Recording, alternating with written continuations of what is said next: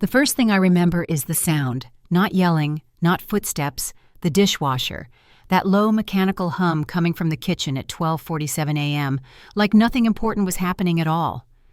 I was half asleep when my bedroom light snapped on. White, harsh, no warning. "Emily, get up." My dad's voice, flat, no emotion. That was the first sign something was wrong. I sat up, my blanket sliding off my legs. My phone buzzed on the nightstand. One missed text.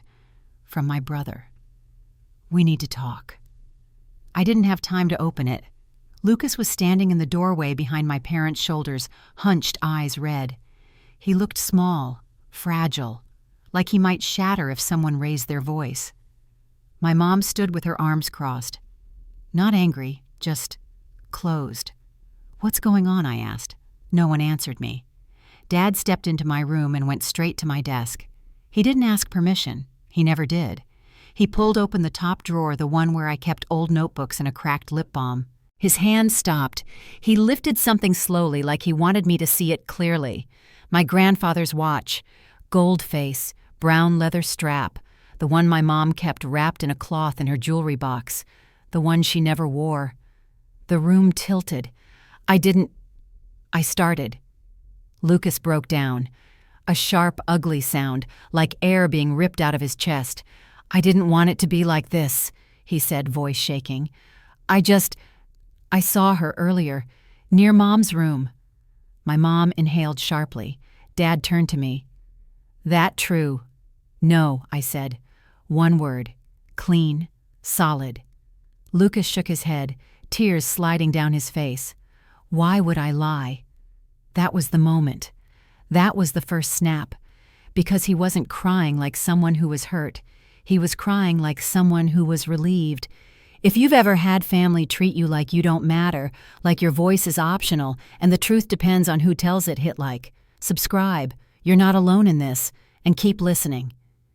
Dad didn't raise his voice. That hurt more. Explain why this was in your desk. I didn't put it there, I said. You know I wouldn't. He stared at me like I was a stranger who'd wandered into the wrong house. Emily, my mom said finally. Her voice was calm. Too calm. This isn't the first time you've caused tension. That was the second snap. I caused tension, I repeated. Lucas let out a soft sob. Please don't fight. I just want us to be a family again. Dad closed the watch in his fist. Get your bag. I laughed. I didn't mean to. It just came out. You're serious. He nodded once. No daughter of mine steals and plays dumb. I'm not stealing, I said. My heart was pounding now. Hard. Loud. He put it there. Lucas looked up at me then, for half a second. No tears, no fear, just a flicker of something sharp. Then he dropped his gaze and cried harder. Mom wouldn't look at me. Dad grabbed my arm. His fingers dug into my sleeve, twisting fabric and skin together. Go. Now. I don't even have shoes, I said. You should have thought of that, he replied. That was the third snap. I pulled on my hoodie, grabbed my backpack. Phone, charger, nothing else. The front porch light flicked on as the door opened. Cold air rushed in. I stepped outside barefoot, the wood damp under my feet. Mom, I said. She stood in the doorway, her face, pale eyes glossy. This hurts me too, she whispered. The door closed. Click. That sound followed me for weeks. I stood there for a moment, staring at the door like it might reopen if I waited long enough. It didn't. I walked. No destination. Just away. Streetlights buzzed overhead. My phone buzzed again. Another text from Lucas. You didn't have to make it worse. I stopped walking. That was the fourth snap. I slept that night on a bus bench near the grocery store. The concrete was cold. My hoodie wasn't enough. I curled in on myself and counted breaths so I wouldn't cry. Morning came too fast. At school, people stared. Whispers moved faster than I did. She stole from her own mom. My cousin said she got kicked out. Guess we know what she's really like? A girl bumped my shoulder in the hallway and didn't apologize. I went to my locker and found a note taped inside. Thief. That was the fifth snap. I went to class anyway, sat in the back, tried to disappear. When the bell rang, my English teacher asked me to stay behind. "You okay?" she asked, not really looking at me.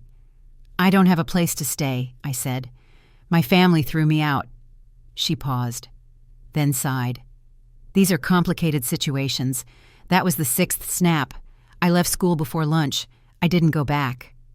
That evening, I sat behind a strip mall, knees pulled to my chest, eating crackers I stole from a gas station because my stomach hurt too much to be brave. My phone battery hit 5%. One missed call. "Mom." I stared at it until the screen went black. That was the 7th snap. I didn't go home that night, or the next. I learned the sound of places after closing, the way cities breathe when no one is watching, how people look through you when you stop fitting the picture. On the 3rd night, I sat outside a laundromat, the orange light flickering overhead, my feet numb, my hands shaking. I thought about the watch, how heavy it felt in Dad's hand, how light Lucas's voice had been when he said my name, and I realized something that hurt worse than being thrown out. They hadn't doubted him. They'd been waiting for a reason. Later, when I finally heard my mom's voice again, it wasn't an apology. It was a voicemail. "Emily," she said softly, "you've always been difficult. I hope one day you understand why this had to happen." That was the last snap, and the moment I stopped wanting to go back. Hunger changes the way time works. Minutes stretch, hours collapse. Nights blur into one long breath you're afraid to take too deeply. By the 4th day, my body stopped asking politely. It demanded. My hands shook when I stood. My head felt hollow, like someone had scooped something out and forgotten to put it back. I learned to sit down slowly so the world wouldn't tip. I learned which places didn't chase you away right away. Public library bathrooms, the back corner of a 24-hour diner, the space between a dumpster and a brick wall where the wind didn't cut straight through your spine. I stopped checking my phone. There was nothing on it I wanted to see. The first time I reached into a trash can for food, I hesitated, long enough to remember who I used to be, long enough to feel embarrassed by my own hesitation. Then my stomach cramped sharp and humiliating, and my pride folded. A half-wrapped muffin, still soft, no mold. I ate it sitting on the curb, crumbs sticking to my fingers. I didn't cry. I didn't rush. I just chewed. That was the 8th snap. People talk about rock bottom like it's loud. It isn't. It's quiet, ordinary. Nobody notices when you hit it. On the 5th night it rained. Not dramatic rain, just enough to soak through my hoodie and make everything smell like damp concrete. I crouched under the awning of a closed nail salon, knees pulled and arms wrapped tight. A woman walked past with her phone pressed to her ear, laughing. "I swear if he does that again, I'm done," she said. She didn't look at me. That was the 9th snap. The next morning I tried school again. I told myself it was a mistake to disappear, that staying visible mattered, that someone would notice. The office secretary barely glanced up. "Emily Harper," she said, typing. "You're marked as temporarily withdrawn." What I asked. "Your mother called yesterday." That was the 10th snap. I stood there, my backpack heavy against my shoulders. "She didn't even ask where I was," I said. The secretary paused. "Just for a second." "I'm sorry," she said quietly. "Next student." In the hallway, a boy I used to sit next to in math leaned toward his friend and whispered, "That's her." I kept walking. Someone laughed. Someone else moved their bag closer to their chest as I passed. That was the 11th snap. I made it to the bathroom before my hands started shaking too badly to hide. I locked myself in a stall and pressed my forehead against the metal door. Cold, steady, real. Don't fall apart here. I washed my face with cold water until my cheeks burned. The girl staring back at me looked older, harder, like she'd learned something she couldn't unlearn. When I stepped back into the hallway, my phone vibrated. 1% battery, a message from Lucas. "You could have just apologized. That was the 12th snap." I laughed out loud, a sharp sound that startled a girl passing by. I typed back with numb fingers. For what 3 dots appeared, then disappeared. No reply. The battery died. I walked out of the school and didn't stop until my legs ached. By day 7, I knew the schedule of the city better than my own heartbeat. Trash pickup days. Which bakeries tossed leftovers after closing. Which security guards pretended not to see you if you stayed quiet. At a laundromat on the edge of town, an older man watched me from behind the vending machines while I filled my water bottle in the sink. "You got somewhere to go?" he asked. "I'm fine," I said. He nodded like he'd expected that answer. "Careful," he said. "Fine doesn't last out here." That was the 13th snap. That night, I slept behind a grocery store loading dock wrapped in cardboard and denial. A car alarm went off at 3:12 a.m. I jolted awake, heart slamming, convinced someone was coming for me. No one came. That was worse. On the 8th day, I ran into Rachel Grant. She stood at the crosswalk near the pharmacy, hair pulled back, backpack slung low. We hadn't talked in months. Not close friends, just familiar. She stared at me for a second too long. "Emily." I nodded. She looked down at my bare ankles, my cracked shoes, the way I was holding my backpack like it might run. "Are you okay?" she asked. I considered lying. I considered saying fine again. Instead, I said nothing. Her jaw tightened. "Come with me," she said. Not a question. We sat on the curb behind the pharmacy, the smell of disinfectant in the air. She handed me a granola bar without making a big deal out of it. I ate it too fast. Didn't apologize. "My mom told me," she said quietly. "About the watch." I waited. "She doesn't believe it," Rachel added. That was the 14th snap. She heard Lucas talking at a party. She continued. "A few days after you left." My hands stilled. Talking how Rachel hesitated, then said, "Like you were already gone." That was the 15th snap. He said something like, "It worked." The words settled heavy between us. "I didn't record it," she said quickly. I didn't know." "It's okay," I said. "It wasn't, but I said it anyway." That night, Rachel walked me to the edge of town. She pressed a few bills into my hand, didn't argue when I tried to refuse. "You don't deserve this," she said. I nodded. I didn't tell her I'd stopped believing in what I deserved. On the 10th night, I found a payphone outside an abandoned gas station. It smelled like rust and old oil. The receiver was cracked. I stared at it for a long time. Then I dialed a number I hadn't used in years. Aunt Diane answered on the 3rd ring. "Hello, it's Emily," I said. Silence. "Then where are you?" That was the 16th snap. "I don't know," I said honestly. "Are you safe?" "No." "Okay," she said. "Calm. Solid. Stay where you are. I'm coming." I sat on the curb and watched the road. When her car pulled up, headlights cutting through the dark, something in my chest loosened. Just enough to breathe. She didn't ask questions right away. She handed me a jacket. Hot coffee. Let me sit in silence. When I finally told her everything, she didn't interrupt. Didn't sigh. Didn't say family is complicated. She just said, "I believe you." That was the 17th snap. But this one didn't break me. It cut something loose. At her apartment, I stood in the shower until my skin went red, watching the dirt swirl down the drain, watching a version of myself disappear. Later, wrapped in a towel, I checked my phone for the first time in days. 3 voicemails, all from my mother. I deleted the first 2 without listening. The 3rd one played automatically. "Emily," she said. Her voice was tired, controlled. "You've made your point. People are asking questions. This has gone far enough." I sat on the edge of the bed. "I need you to come home," she continued. "Your father is embarrassed. And your brother?" She stopped. Then softer. "We can move past this if you're willing to stop making trouble." I ended the call. Aunt Diane watched me from the doorway. "She didn't ask if you were okay," Diane said. "No," I replied. That was the 18th snap. And the moment I understood something clearly for the first time. I hadn't been thrown away. I had been removed. Because I was inconvenient. Because someone else needed me gone. And whoever put that watch in my desk drawer hadn't just taken an object. They'd taken a position. One my family had handed him willingly. I lay back on the bed, staring at the ceiling, the hum of the refrigerator filling the apartment. Outside, traffic moved on. Inside, something sharpened. And for the first time since the door clicked shut behind me, I didn't feel lost. I felt focused. Aunt Diane didn't rush me. That was the first difference. No speeches, no lectures, no "you'll feel better tomorrow." She cleared a drawer in the hallway and said, "Your stuff can go here like this wasn't temporary, like I wasn't a problem to solve." The apartment smelled like lemon cleaner and burnt toast. The refrigerator hummed too loud. The clock in the kitchen ticked every second like it was counting something down. I slept for 12 hours straight. No dreams, just black.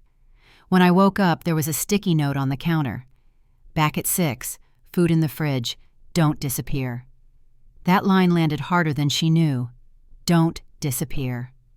I took a shower and stood there too long again, letting the steam fog the mirror until I couldn't see my own face. When I finally wiped it clear, I barely recognized the girl staring back. My eyes were sharper, thinner, like something had been filed down. At 4 o'clock, Rachel texted, "I heard you're with your aunt." I stared at the screen. "Yeah," I typed. "Good. Listen, there's something you need to know." My pulse picked up. She met me outside Diane's building an hour later, sat on the steps instead of inside, like she didn't want walls around what she was about to say. "I didn't tell you everything," she said. I waited. That night at the party, she continued, eyes fixed on the sidewalk. Lucas wasn't drunk. He was proud. My jaw tightened. "He said you were always in the way," she said, "that you made Mom soft, that Dad only got angry because of you." Each word slid into place. He said once you were gone, things would finally be balanced. That was the 19th snap. Rachel swallowed. "He didn't think anyone was listening." "Someone always is," I said. She nodded. "I didn't record it then." I froze. "It's okay," I repeated. It still wasn't. But this time something else was there too. Clarity. When Diane came home, she listened. Didn't interrupt. Didn't react the way people usually do when they hear about betrayal. No gasps. No disbelief. Just a slow tightening of her jaw. "That watch," she said after a moment. "Your grandfather left it to your mother, but your father never liked it." I looked at her. He thought it gave her leverage. Diane continued. "Sentimentality. He hates anything that can't be controlled. That was the 20th snap. Lucas learned that early," she added. We sat in silence. Then Diane stood and went to the kitchen drawer, pulled out an old flip phone, set it on the table. "You don't confront liars without leverage," she said, "and you don't warn them first." I stared at the phone. "You think I should record him?" I asked. I think she replied calmly that people who brag once will brag again. The next few days passed quietly. Too quietly. I got a part-time job washing dishes at a cafe Diane knew the owner of. Early mornings, hot water, no questions. The first time someone handed me an apron instead of a look, my hands trembled. I didn't tell anyone my last name. At night, I lay on the bed and replayed moments I'd ignored before. Lucas borrowing my charger without asking. Lucas forgetting to tell Mom where I was. Lucas crying every time attention shifted away from him. It had always been there. I just hadn't known what I was looking at. On the 5th evening, Rachel called. "I have something," she said. My heart stuttered. I recorded him this time. I didn't speak. He didn't say much, she rushed. But it was enough. He mentioned the watch. "Your desk." He laughed. That was the 21st snap. We met at Diane's apartment. Rachel handed over her phone like it was fragile. The audio crackled, party noise, music in the background. Then Lucas's voice, clear, casual, careless. "She didn't even fight back," he said, laughing. "Dad did exactly what I knew he would." A pause. "I put it right where she keeps her notebooks. Who was going to believe her?" My chest went cold. "That's enough," Diane said, stopping the recording. Rachel's eyes were shiny. "I'm sorry," she whispered. I shook my head. "No," I said. "Thank you." For the first time, the truth felt heavy in my hands, not comforting, not clean, heavy. That night, my mom called again. I let it ring. Then again. Then a voicemail. "Emily," she said, her voice tight, "this has gone on long enough. People are starting to ask questions at church." I smiled without humor. That was the 22nd snap. "She's worried about her reputation," Diane said from the doorway. "Not me," I replied. Diane crossed the room and sat beside me. "When you go back," she said, "you don't go back to explain yourself."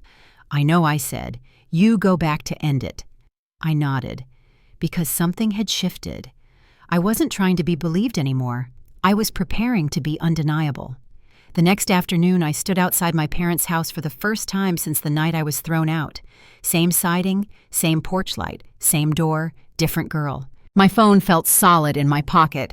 The flip phone felt heavier. I knocked. The door opened. Mom froze. "Emily," she whispered. Behind her, Lucas's laugh cut off mid-sentence. Dad stepped into view, his face already hardening. "What do you want?" he asked. I took a breath. "I'm here to tell the truth," I said. "And I'm not leaving until you hear it." Lucas shifted behind them. Just slightly. Just enough. That was the 23rd snap. And the moment I knew, he knew. And this time, he was afraid.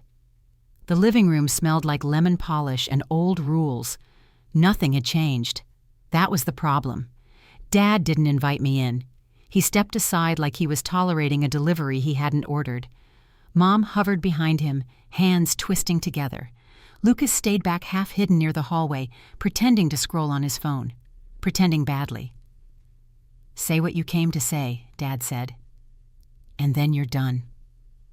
I nodded once. Fair. I didn't sit. I stood in the center of the room, backpack still on my shoulders, like I might need to leave fast. "I didn't steal the watch," I said. Dad scoffed. "We've been through this." "No," I replied. "You decided. You didn't listen." Lucas sighed loudly. "Here we go again." That was the 24th snap. I pulled the flip phone from my pocket and placed it on the coffee table. Dad's eyes flicked down, then back up. "What's that supposed to be insurance?" I said. Mom's breath caught. "Emily, please. This is tearing the family apart." I tilted my head. It already did. I was just the one pushed out. Lucas finally looked up. His eyes met mine for half a second. Too long. I hit play. Static, music, laughter, then his voice. She didn't even fight back. Dad did exactly what I knew he would. Silence fell hard and fast. Lucas stepped forward. "That's not—" I held up my hand. The recording continued. I put it right where she keeps her notebooks. Who was going to believe her mom's hand flew to her mouth? Dad didn't move. The room felt like it was holding its breath. "That's fake," Lucas said quickly. "She edited that. You know she's always been dramatic." I looked at him. "Say that again," I said softly. He opened his mouth, closed it. That was the 25th snap. Dad turned slowly toward him. "Lucas," he said, "is that your voice?" Lucas laughed. "Too sharp. Too fast." "Dad, come on. You really think Mom stepped forward?" "Answer him," she said. Her voice shook. Lucas's shoulders stiffened. "I was joking. It was a stupid joke. A joke I said. I slept outside for 9 nights. He looked at me then. Really looked. And something slipped. "I didn't think you'd disappear like that," he said. That was the 26th snap. Mom made a sound like she'd been punched. Dad stared at the floor. I pressed play again, this time the longer recording. Rachel's. Lucas's voice clearer, louder, proud. "She was always in the way. Things are better now." The words echoed. When the recording stopped, no one spoke. The refrigerator hummed in the kitchen. Somewhere outside, a car passed. Mom sank onto the couch. "Oh my God," she whispered. "I threw you out." Dad ran a hand down his face. "You set her up," he said to Lucas. Not angry, just stunned. Lucas's jaw tightened. She was ruining everything. That was the 27th snap. I laughed. It surprised even me. Ruining what I asked. Your peace, your spotlight. "Everything revolved around you," he snapped. "Your feelings, your moods. Mom was always worried about you." Mom looked up sharply. "That's not true." "Yes, it is," Lucas shot back. "You never noticed me." The room cracked open. Dad straightened. "That doesn't give you the right to destroy your sister." Lucas looked at him then, really looked. "You already did that," he said. "I just finished it. That was the 28th snap." I stepped forward. "Don't use me to justify what you did," I said. "You wanted me gone. Own it." He swallowed. "I didn't think you'd come back," he muttered.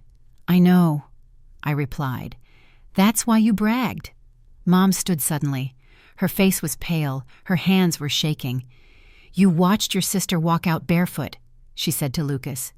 "And you let it happen." He didn't answer. She turned to Dad. "And you didn't even ask questions." Dad's mouth opened, closed.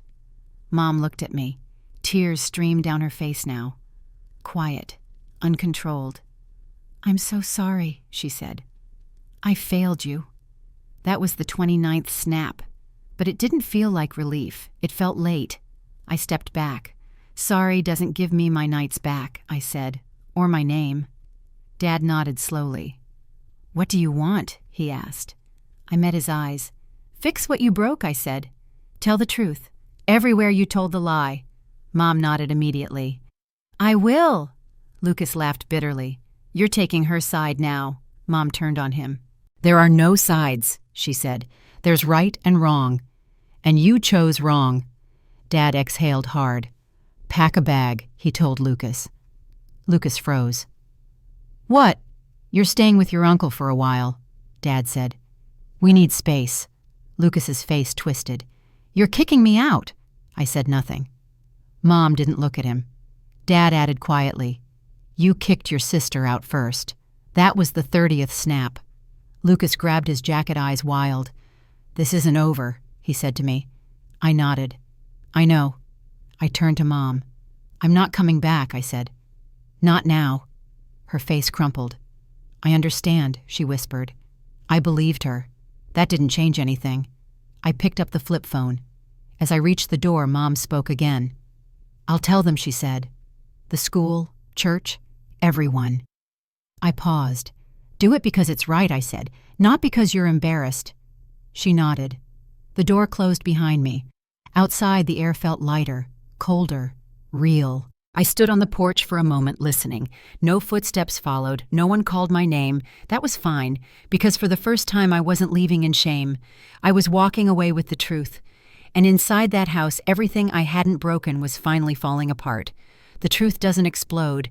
It leaks, slow, relentless, impossible to clean up once it's out. My mom posted the apology 2 days later. Not a dramatic one.